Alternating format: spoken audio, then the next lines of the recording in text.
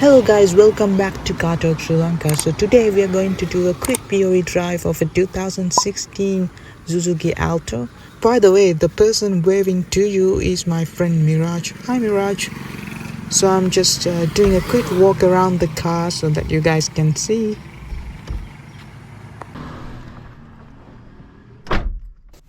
Actually not the best sound when you close the door, but I have to say this interior looks quite pleasant, especially with this combination of white and black. So I'm going to firstly take it to a small road to see how it feels to drive in a city, and then later in the review we can take it to a main road to see how it feels at higher speeds.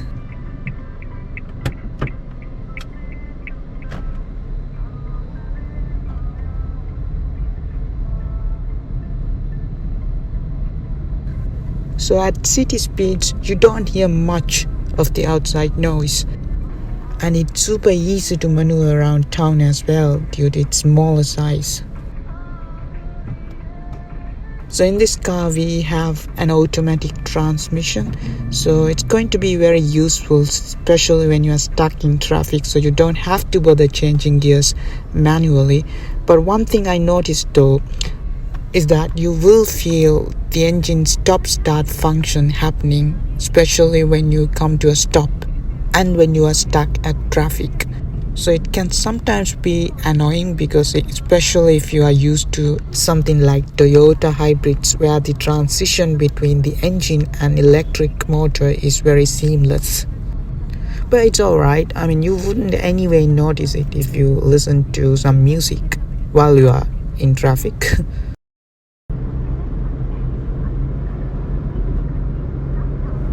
So in terms of the visibility, we get a good view from the front, and I don't see much of a blind spot even from A pillars. And the pickup is also alright, it's moderate.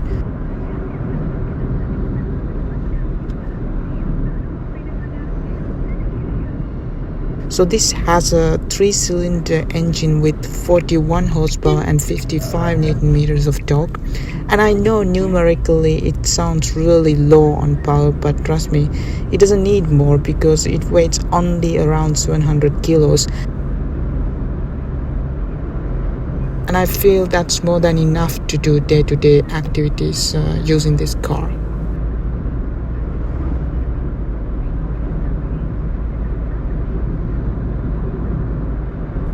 In terms of fuel efficiency, it can easily do around 19 kilometers per liter, and it has a fuel tank capacity of around 27 liters.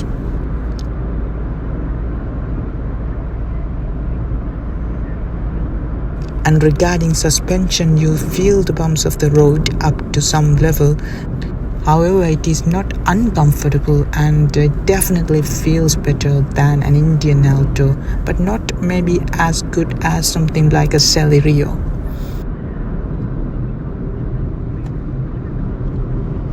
And take a look at this road guys, it's beautiful. And if anyone is wondering, we are in Galle, and I can see myself in a convertible driving around here in the future, who knows?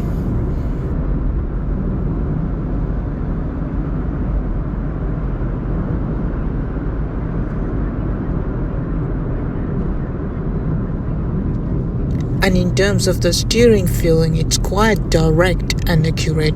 As you can see, I'm taking these bends very easily and the car stays flat through the corners. And I feel it can go a lot faster if it had fatter tires. Anyways, we can't try it today since the road is quite busy now. And brakes are good too. So if you look at the monthly cost of using this car as of now, you will have to pay around 54,000 rupees annually for your insurance. And to calculate the fuel cost and service cost, we will use our normal assumption, which is that you drive your car at least 30 kilometers every single day, which comes down to 900 kilometers per month and around 10,000 kilometers per year. So you need to get this car serviced at least once in every 5,000 kilometers. So that way you need to do 2 services per year since you drive 10,000 kilometers per year. And the average service cost for this kind of car is around 13,000 rupees, and annually that's around 26,000 rupees, and therefore monthly cost is going to be around 2,166. So if you drive around 30 kilometers, that comes down to around 900 kilometers per month.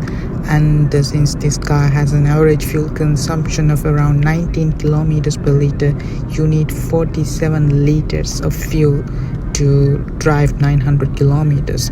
So our monthly fuel cost is around 14,732 based on current 92 octane price in Sri Lanka.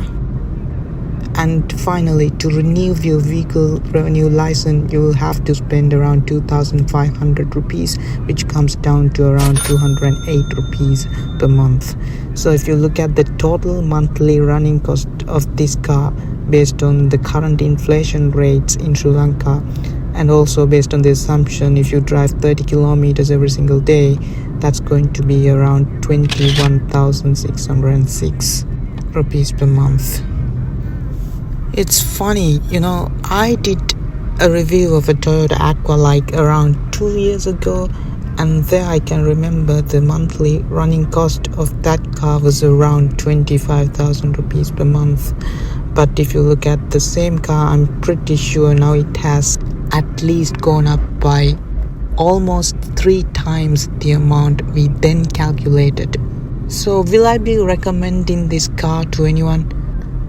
To be honest, I don't recommend anyone to go car hunting anytime soon, at least until February, March next year, to see if the government is going to lift the ban imposed on vehicle imports, because it doesn't make sense to buy any vehicle at current market price here in Sri Lanka.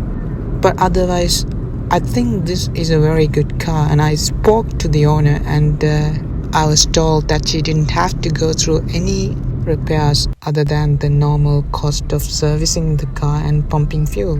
So it's very reliable and it's very compact, very easy to drive in town. It has decent fuel economy. It gets you from point A to point B without any issues. And if you don't care so much about the looks of the car, yes, I can definitely recommend this to anyone who's looking to buy his or her first car. So there you have it, guys. Hope you enjoyed it. Let me know what you think in comment section. And also shout out to my friend Dulshani for letting me drive her car. Hope you guys enjoy the POV experience, and make sure you subscribe and share. See you in the next one. Cheers.